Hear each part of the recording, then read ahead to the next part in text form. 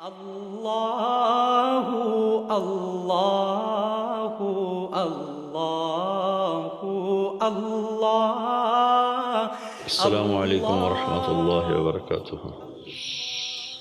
بسم اللہ الرحمن الرحیم، والصلاة والسلام علی رسولہ الکریم وعلی آلہ وصحبہ اجمعین۔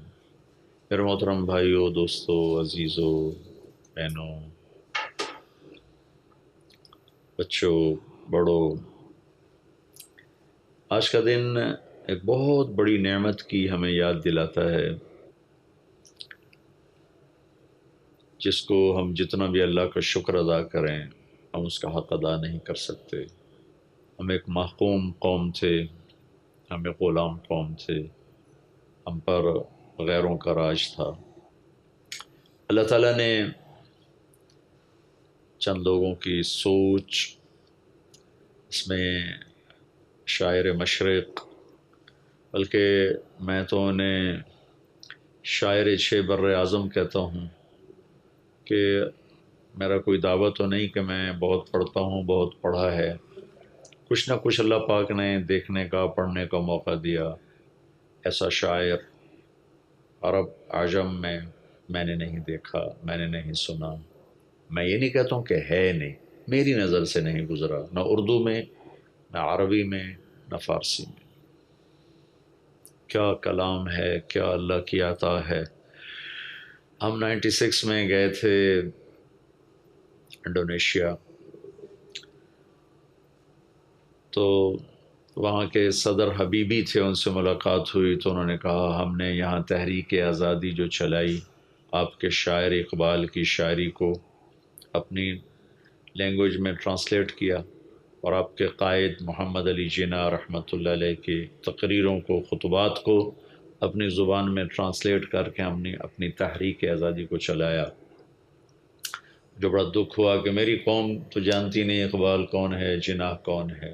ایک شخصیت تک جانتے ہیں، لیکن وہ کیسے انسان تھے، کتنے عظیم تھے، کیسے نظریات تھے، کیا صفات تھیں، اس سے بے بہرہ ہیں۔ سب سے پہلا تصور تو اقبال رحمۃ اللہ علیہ نے دیا کہ ایک الگ ہمیں اللہ ٹکڑا دے جہاں ہم اللہ کی مرضی کے مطابق زندگی گزاریں۔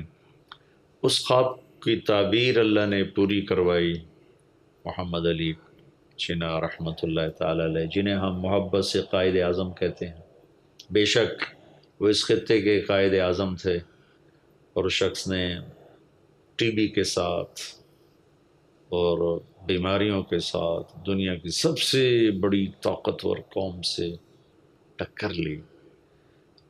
ان کو تلوار سے نہیں فتح کیا، توپوں سے نہیں فتح کیا، اپنی قوت اخلاق سے، قوت دلیل سے، اور قوت صفات سے فتح کیا ہے۔ پر ہمارے نصیب میں ان کی قیادت بہت تھوڑی لکھی تھی کہ اللہ تعالیٰ نے ان کو 1 سال بعد ہی اٹھا لیا۔ تو یہ خواب دیکھا تھا اقبال رحمۃ اللہ علیہ نے، اس کو تعبیر دی، تعبیر تو اللہ نے دی، اس کی تکمیل اللہ نے کروائی قائد اعظم محمد علی جناح رحمۃ اللہ تعالی علیہ سے۔ اللہ ان دونوں کی قبروں کو نور سے بھرے۔ میں ان کے لیے ایصال ثواب کرتا رہتا ہوں، آپ سے بھی عرض کرتا ہوں کہ ان کے لیے ایصال ثواب کیا کریں۔ تو 14 اگست کو اللہ تعالیٰ نے ہمیں یہ خطہ دیا۔ اس کی تاریخ کیا ہے وہ اتنے تھوڑے وقت میں کیسے بتا سکتا ہوں، نہ ہی آج کسی کے پاس اتنا ٹائم ہے کہ وہ اس کو سنے۔ بہرحال بن گیا، اتنا ہی میں بتاتا ہوں کہ بہت بڑی قربانیوں کے بعد یہ ہمیں ٹکڑا ملا، اور اسلامی تاریخ میں 2 ریاستیں نظریاتی طور پر وجود میں آئیں اور نظریہ حق کی بنیاد پر وجود میں آئیں، اسلام کی بنیاد پر وجود میں آئیں۔ ایک مدینہ کی ریاست، جس کو اللہ تعالیٰ نے جناب رسول اللہ صلی اللہ تعالیٰ علیہ وسلم اور مہاجرین مکہ رضی اللہ تعالیٰ عنہم اور انصار مدینہ رضی اللہ تعالیٰ عنہم، ان 3 کے طفیل و ایک خوبصورت ریاست کو وجود بخشا، جس سے اٹھی ہوئی لہر نے 1000 سال تک مسلمانوں کو اڑان بخشی، اور آپس کی لڑائی جھگڑوں کے باوجود عروج اور اقتدار انہی کے دروازے پہ کھڑا رہا۔ پھر جب صفات گھٹتے گھٹتے گھٹتے وہ ہو گئیں کہ اللہ کے دین سے ٹکر لے لی، پھر 200 سال ہمیں گرتے گرتے گرتے 200 سال لگے، گرنے میں 200 سال لگے، اور پچھلے اب 200 سال سے ہم ذلت پستی کی آخری حدوں کو چھو رہے ہیں، اور اس میں نہ کسی طاقت نے ہمیں فتح کیا ہے، نہ کسی ٹیکنالوجی نے ہمیں فتح کیا ہے۔ کھوکھلی دیوار کو گرنے کے لیے کون سے دھکے کی ضرورت ہوتی ہے، دیمک زدہ لکڑی کو کٹنے کے لیے کون سے آرے کی ضرورت ہوتی ہے۔ جب قومیں صفات کھو دیتی ہیں تو ایک دیمک زدہ لکڑی ہوتی ہیں، وہ ایک شکستہ کھوکھلی دیوار ہوتی ہیں، انہیں ہلکا سا ہوا کا جھونکا بھی گرا دیتا ہے۔ 2 صدیوں سے چھایا ہوا ہم پر جو زوال ہے، اس کے پیچھے ہماری ٹیکنالوجی کی کمزوری کوئی بڑی چیز نہیں ہے۔ ہم نے ہمیشہ پوری دنیا میں امت نے راج کیا کمزور ٹیکنالوجی کے ساتھ، جس کی سب سے بڑی دلیل بدر کی جنگ ہے، اور اس پر پوری کتابیں ہیں کہ کس طرح اللہ تعالیٰ کی غیبی مدد ان کے ساتھ ہوتی تھی، اور کیسے انہوں نے اللہ کی غیبی تائید کے ساتھ باطل کے بڑے بڑے نقشوں کو توڑ دیا۔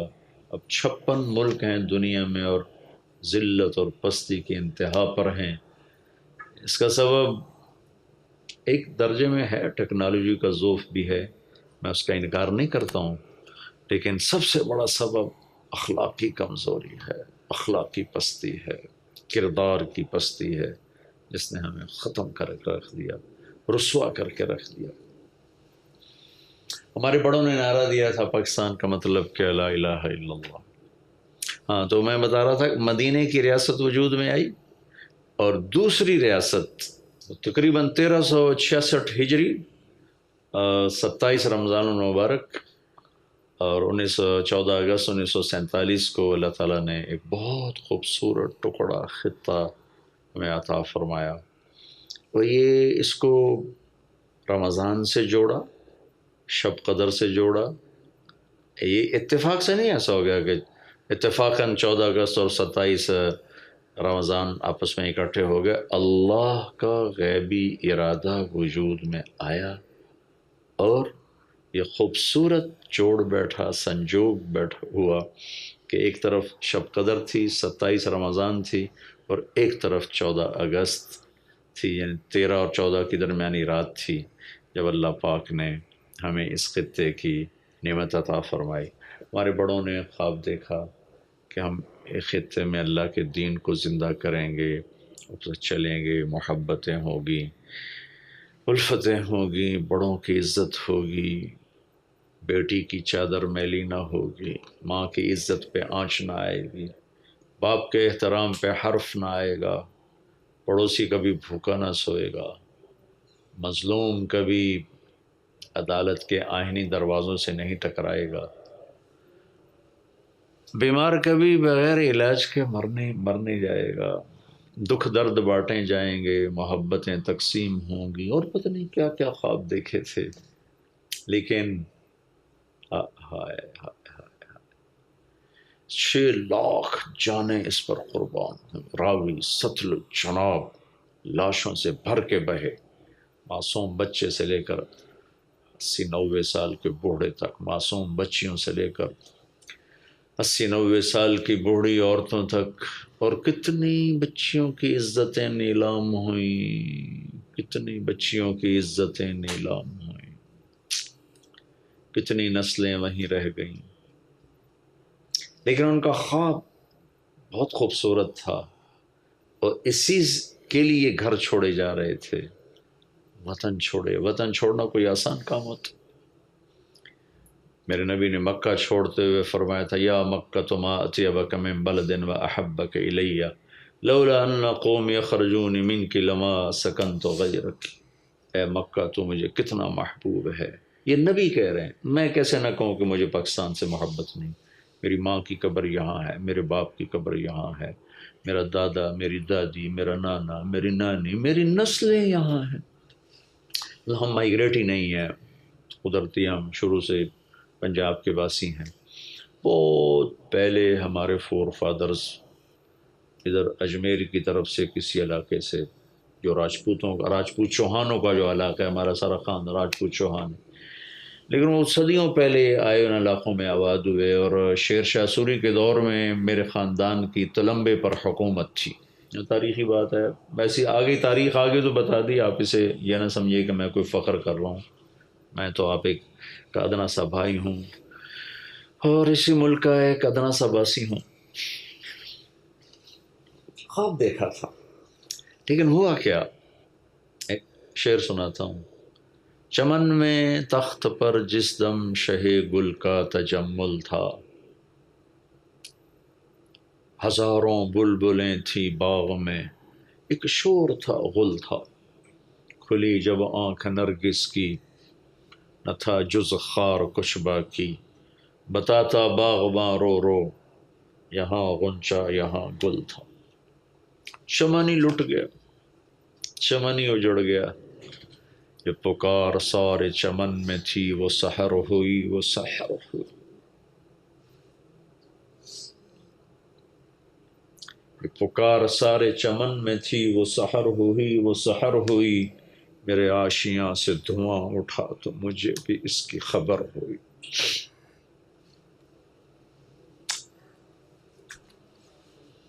آج کا پاکستان اس لیے نہیں بنایا گیا تھا کہ زنا کے اڈے قائم ہوں، شراب کے بھٹیاں چلیں، جوا پولیس کی نگرانی میں ہو، زنا کے اڈے پولیس کی نگرانی میں ہو، چور ڈاکوؤں کے پشت پناہ طاقتور لوگ ہوں. اس لیے نہیں قائم ہوا تھا. ماؤں کی عزت، والد کا، باپ کا احترام، وہ ایک بھولی بسری داستان بن جائے. اس لیے نہیں بنا تھا کہ بیٹیوں کی عزتیں نیلام ہوں، عزت داروں کی بچیاں بک جائیں، قتل و غارت کے بازار گرم ہو جائیں. مذہب کے نام پہ قتل. انسان ہیں یا جنونی ہیں یا دیوانے ہیں، اپنے پاؤں پہ کلہاڑیاں مار کے کہہ رہے ہیں ہم ٹھیک کر رہے ہیں. خودکشی کو کون حلال کہتا ہے؟ مسلمان ایک دوسرے پہ اگر تلوار اٹھا رہا ہے، گردن کاٹ رہا ہے، تو پھر میں یہودیوں کو کیا گلا دوں؟ کراچی میں روزانہ کتنے قتل ہو رہے ہیں، کون قتل کر رہا ہے؟ عیسائی، یہودی، ہندو، سکھ، دہریے. یہ اپنے ہی اپنوں کے سینے میں خنجر اتار رہے ہیں، اپنے ہی اپنوں کی عزتیں لوٹ رہے ہیں. یہ خواب ہمارے بڑوں نے نہیں دیکھا تھا. ناچ گانے کی محفلیں ہوں، مخلوط تعلیم کے، ٹی وی پہ دلائل آ رہے ہوں کہ لڑکے لڑکیوں کا کٹھے پڑھنا کہاں ناجائز. ہاں ہاں، میں سوئی قوم کو نہیں جگا سکتا. بہرحال میرے عزیزو، میں بتانا تو تاریخ چاہتا تھا، لیکن میں دکھی ہو گیا. یہ میری بات نہیں ہے یا میری کوئی خطابت نہیں ہے، یہ میرے درد کی پکار ہے، میرے دکھ کی صدا ہے، میرے اندر کے درد ہیں، میرے نالے ہیں، میری آہیں ہیں. میں تو ذمہ دار کا بیٹا ہوں، ذمہ دار ہوں. فصل اجڑ جائے تو اس سے پوچھو کہ اس پہ کیا بیت. میرا تو دیس ہی اجڑ گیا، ہمارے خواب بکھر گئے، ہماری تعبیرات دفن ہو گئی. اندھیری رات ہے، کب صبح ہوگی اللہ ہی جانتا ہے. امید ضرور ہے کہ جو رات لاتا ہے وہ دن بھی لاتا ہے، جو اندھیرا لاتا ہے وہ اجالا بھی لاتا ہے. آج میرے دیس میں مظلوم کے لیے جائے پناہ کوئی نہیں. میں طاقتور سے گلہ نہیں کر رہا، میرے دیس کا غریب بھی ظالم ہے، بہت ظالم ہے. طاقتور تو ہے ہی ہے، غریب بھی ہے. میرے دیس میں وکیل بکتا ہے، جج بکتا ہے، انصاف کا قلم بکتا ہے، غریب کے لیے اور قانون ہے، مالدار کے لیے اور ہے، حکمران کے لیے اور ہے، طاقتور کے لیے اور ہے۔ یہ خواب ہمارے بزرگوں نے نہیں دیکھا تھا۔ اس نبی کی امت ہیں جس نے فرمایا تھا یہ تو فاطمہ مخزومیہ ہے چوری کرنے والی، جس کی تم سفارش لے کر آئے ہو، یہاں فاطمہ بنت محمد بھی چوری کرتی تو میں اس کا ہاتھ کاٹ دیتا۔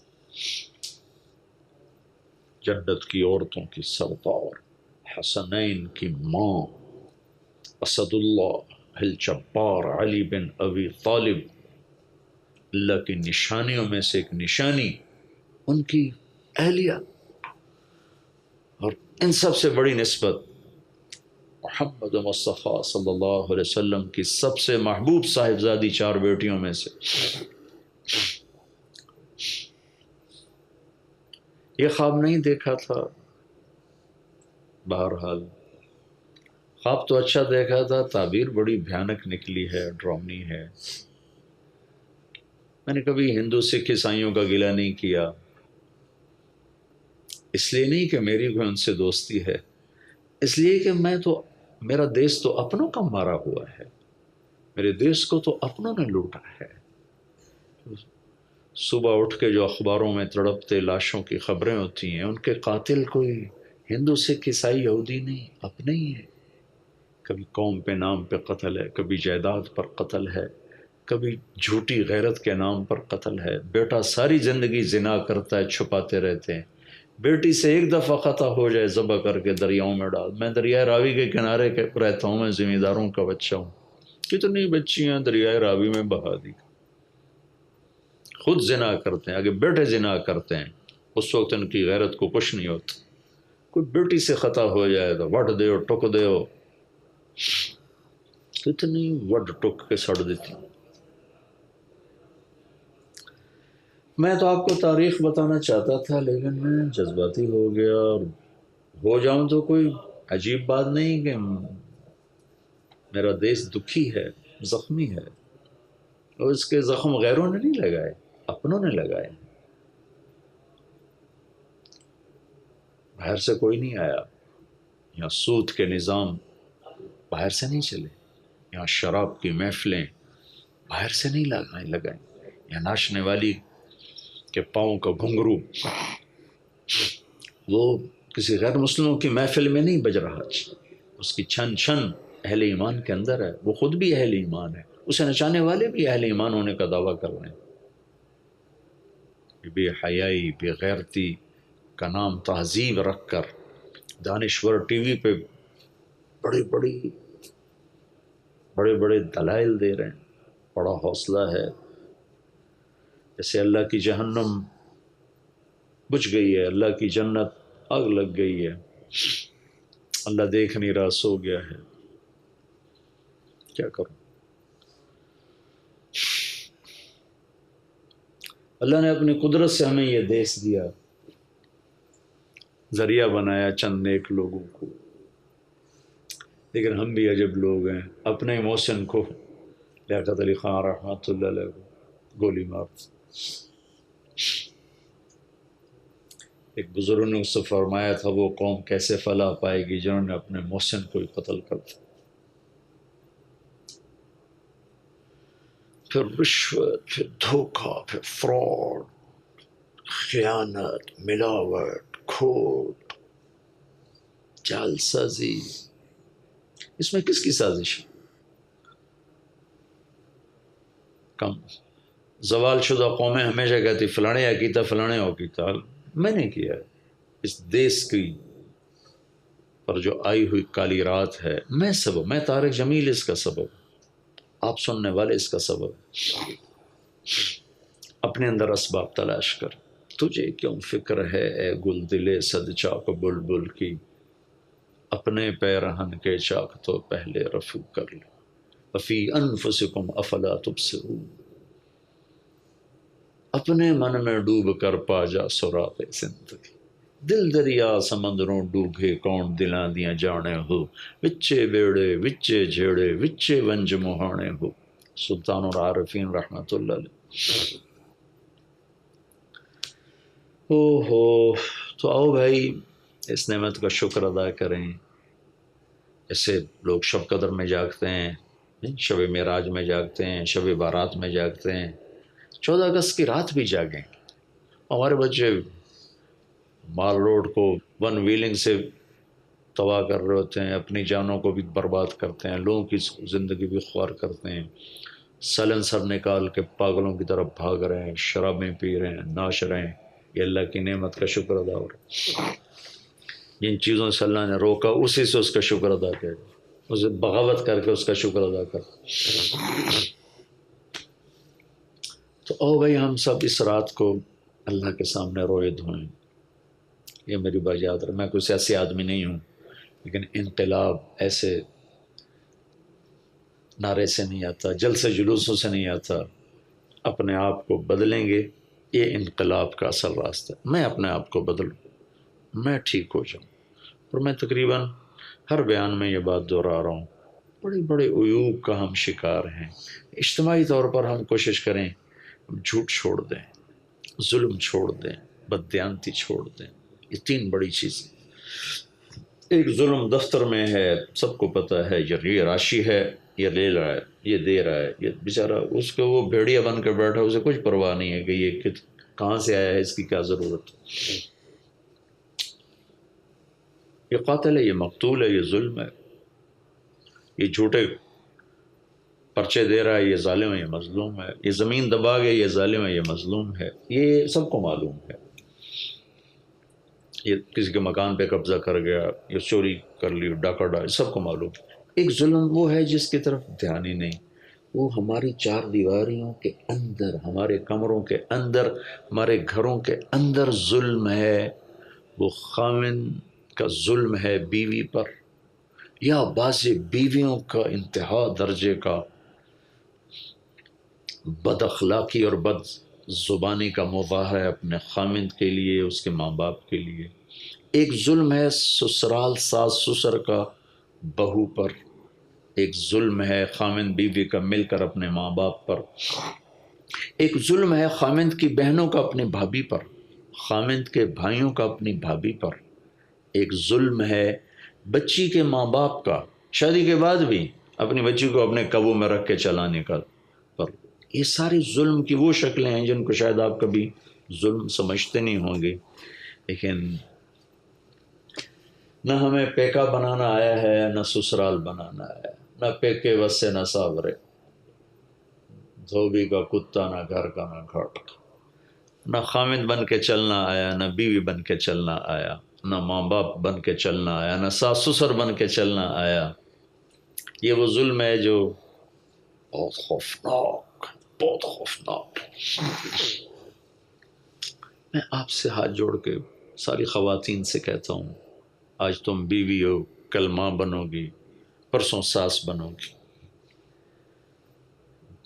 جب وہ ماں بنتی ہے تو ایک سراپا محبت کی تصویر ہوتی ہے، جب وہ ساس بنتی ہے تو سراپا نفرت بن جاتی ہے. کیوں؟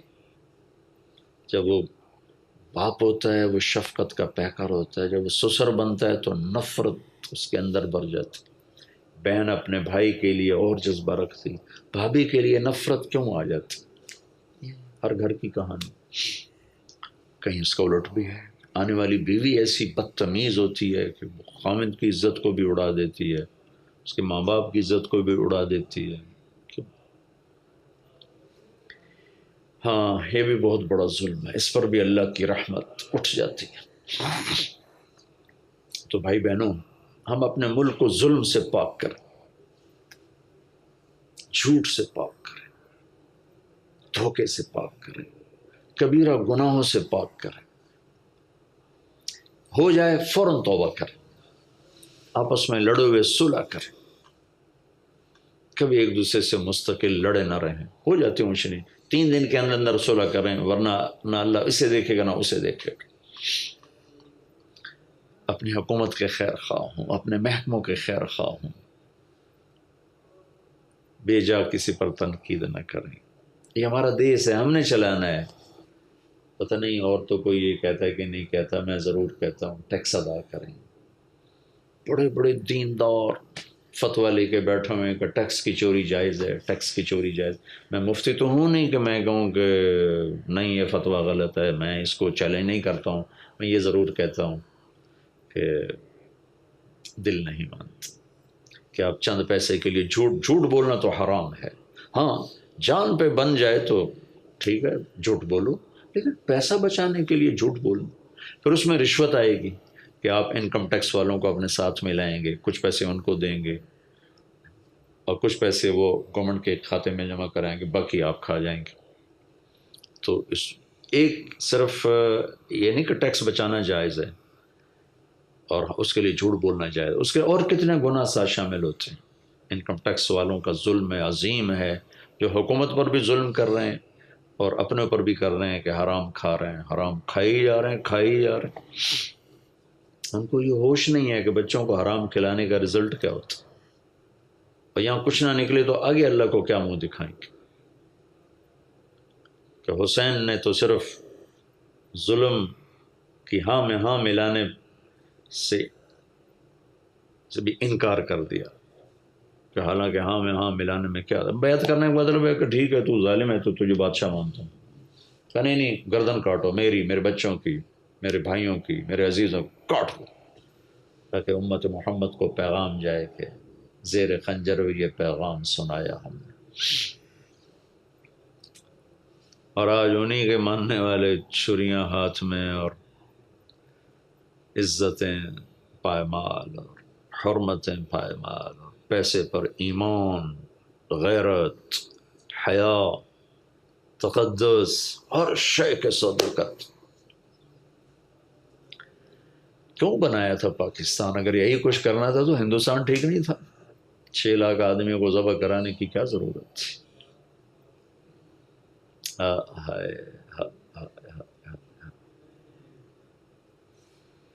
تو بہت لمبی ہوگی بات، میں تو چھوٹے چھوٹے کلپ دیا کرتا ہوں، لیکن بس جذبات میں آگے چلا گیا. میں عرض کر رہا تھا اس ملک کی خدمت کریں، ٹیکس ادا کریں، جھوٹ نہ بولیں، دو اپنے رجسٹر نہ بنائیں کہ حکومت کو دکھانے کے لیے اور اپنے لیے اور انکم ٹیکس والوں کے لیے. اور حکومت والوں سے کہتا ہوں ایسے ظالمانہ ٹیکس نہ لگائیں کہ آپ لوگوں کو چوری کرنے پر مجبور کر دیں. اب ایسے معتدل اعتدال کے ٹیکس لگائیں، ہر کوئی خوشی سے ادا کر. پھر آگے حکومت کے کرندے بھی تو اس پر ظلم و ستم کرتے ہیں کہ اس کو اس قدر ناجائز استعمال کرتے ہیں، پھر دینے والوں کے دل کھٹے ہوتے.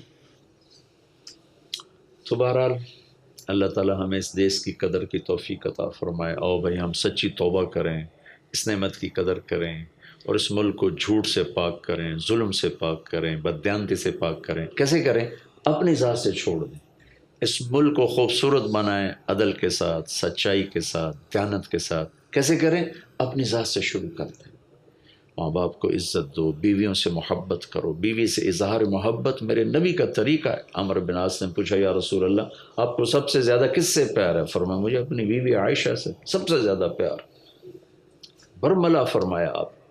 یہاں کوئی بیوی سے اظہار محبت کرے تو کہتے ہیں یہ تو رن مرید بن گیا تھا، زن مرید تھا، رنو ہو گیا، انہوں تو اور کوئی نگاہ ہی نہیں ہمدا. بہنیں ذلیل کر دیتے ہیں، ماں باپ ذلیل کر دیتے ہیں، بھائی ذلیل کر دیتے ہیں. خاوندوں سے کہتا ہوں بیویوں کو پروٹیکشن دو، ان کو عزت دو، احترام دو، نوکر بنا کے نہ رکھو. ماں باپ کی خدمت خود کرو. ماں باپ تمہیں قتل بھی کرے تو گردن پیش کرو، لیکن تمہاری بیوی پہ زیادتی کریں سامنے آ جاؤ کہ نہیں ابا اماں معاف کرو، مجھے جو کہنا ہے کہو، اسے کچھ نہ کہو. بیویوں سے کہتا ہوں خاوند کو عزت دو. شادی کے بعد تمہارے ماں باپ کا تم پہ حق تھوڑا ہے، تمہارے خاوند کا حق تم پر زیادہ ہے.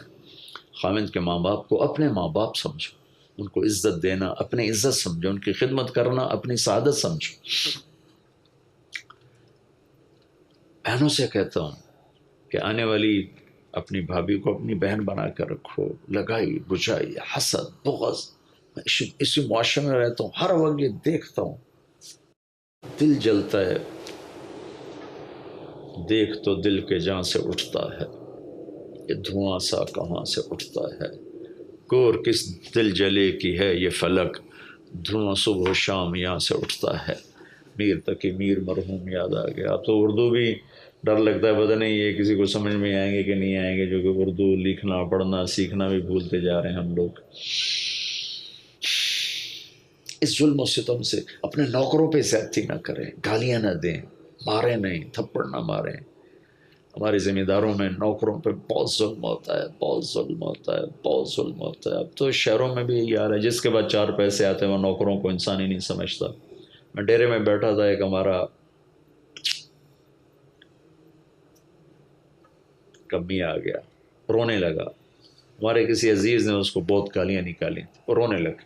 کی ہو جائے باجی میاں صاحب، غریب دی نہ ماں ہوندی ہے، نہ بہن ہوندی ہے، نہ دھی ہوندی ہے، یہ صرف ذمہ داراں دیاں بہناں ہوندیاں تے ماواں ہوندیاں، ساڈی کوئی نہیں ہوندی۔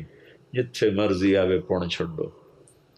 پن چھڑنا ہماری زبان کہتے ہیں گالیاں دینا۔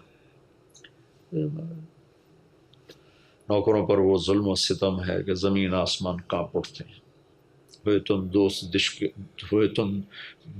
جس کے دشمن اس کا آسماں کیوں۔ جب کشتی کے سوار ہی پھٹے توڑنے لگ جائیں تو موجوں کا کیا گلا۔ کشتی کے مسافر ہی جب کلاڑے لے کے کشتی توڑنے لگ جائیں تو موجوں سے کیا گلا ہے۔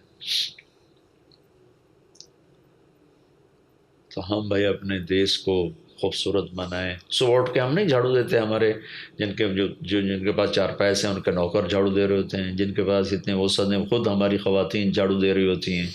تو اب ہم اپنے چاروں صوبوں کے آنگن کو صاف کریں۔ بلوچ پنجابی نفرت مٹائیں، سندھی پنجابی نفرت مٹائیں، پٹھان پنجابی نفرت مٹائیں، شہری دیہاتی نفرت مٹائیں، محبت کریں، محبت کریں۔ میرے نبی نے پوچھا دین کا سب سے مضبوط عمل کون سا ہے؟ صحابہ نے کہا نماز۔ ہم نے کہا نہیں، جہاد نہیں، روزہ نہیں، حج نہیں۔ کہا جی پھر کیا ہے؟ کہا محبت۔ دین کا سب سے مضبوط عمل محبت۔ ہم اپنے دیس کو خوبصورت کریں محبت کے ساتھ، دیانت کے ساتھ، اور اللہ کے واسطے مذہب کے نام پہ نفرت پھیلانا چھوڑ دو۔ علماء کے سامنے ہاتھ جوڑتا ہوں، دین کو پیش کرو، فرقہ واریت کو ہوا نہ دو، اپنے مسلک مذہب پہ پکے رہو، دوسروں کا احترام۔ سب کو جنت میں جانے دو، اللہ کی جنت بہت بڑی ہے۔ میں تو سمجھتا ہوں پاکستان میں کوئی مسلمان بھی ہیں کہ نہیں، چونکہ ہر ایک دوسرے کو کفر سے نیچے تو آتا ہی نہیں ہے، تو پھر جنت کہیں جاؤنا ہے؟ کوئی راہ انتا دیو جڑا جنت جاوے۔ سارے ہی دوزخی بن گئے تو جنت اللہ کی کرنی اتھے، فرشتیاں نو واڑنے اتھے۔ تو سیاسی اختلاف کرو احترام کے ساتھ، مذہبی اختلاف کرو احترام کے ساتھ، صوبائی اختلاف کرو احترام کے ساتھ۔ اختلاف کی گنجائش ہے، لڑنے کی گنجائش کوئی نہیں ہے۔ اپنے نوکروں سے محبت کرو، صوبوں سے محبت کرو، ایک دوسرے کی بھلائی چاہو، سوچو کس طرح ہمارا ملک فلاحی بنے۔ حکومتوں سے نہ کرو، اپنی ذات سے شروع کرو۔ فلاں نے یہ کر دیا، فلاں نے یہ کر دیا، یہ غلط بات ہے۔ میں کیا کر رہا ہوں، میں نے اب کیا کرنا ہے، اور یہاں سے ہم اپنا کام شروع کریں تو انشاءاللہ اللہ تبارک و تعالیٰ اس ملک کو ہمیں اس کی بہار خزاں دیکھی ہے، اللہ بہار بھی دکھا دے۔ ہاں اللہ کے لیے کیا مشکل ہے، جو چاہتا ہے کر دیتا ہے۔ ٹیکس دو، ذمہ داروں سے کہتا ہوں جو تمہارے اوپر لگتا ہے وہ دو، اور جو زکوٰۃ اللہ نے فرض کی ہے وہ ادا کرو۔ جو ذمہ داروں پہ عشر آتا ہے، عشر کہتے ہیں ویسے تو 10 کو کہتے ہیں 10واں، لیکن نہری زمینوں پر 1/20، یعنی 20 من ہے تو اس میں سے 1 من غریب کا، 20/1، 20 من میں 19 من میرے ہیں، 1 من اللہ کہتا ہے جا کے غریب کو دے۔ 100 من چاول، 100 من گندم، 100 من مکئی، 100 من آلو، 100 من کپاس، 5 من غریب کو دے دو، 95 من گھر لے جاؤ۔ یہ ذمہ داروں سے کہتا ہوں فصل کی زکوٰۃ ادا کریں، پیار محبت سے رہیں، الفت و محبت سے رہیں۔ مالداروں سے کہتا ہوں جو حکومت نے ٹیکس لگایا ہے ضرور ادا کریں، ضرور ادا کریں۔ اگر آپ اسے غلط بھی کہتے ہیں تو اس کو صدقے میں ڈال دیں کہ آپ کا صدقہ ہو گیا۔ اور انکم ٹیکس والوں سے کہتا ہوں یہ ظلم چھوڑ دیں، تاجروں سے ساز باز کر کے کچھ اپنی جیب میں، کچھ ان کی جیب میں، کچھ خزانے میں۔ حکومت والوں سے کہتا ہوں ایسے ظالمانہ ٹیکس نہ لگائیں کہ لوگ بل بلا اٹھیں، کہ ان کی کمائیوں پر اتنا بوجھ ڈالنا کہ جس کو وہ ادا نہ کر سکیں۔ جتنا وہ دیتے ہیں اس میں درخواست کرتا ہوں کہ اللہ کے واسطے اسراف سے بچیں، فضولیات سے بچیں۔ اللہ کو جان دینی ہے، اللہ کو جواب دینا ہے۔ اللہ تعالی ہم سب کو عمل کی توفیق بخشے۔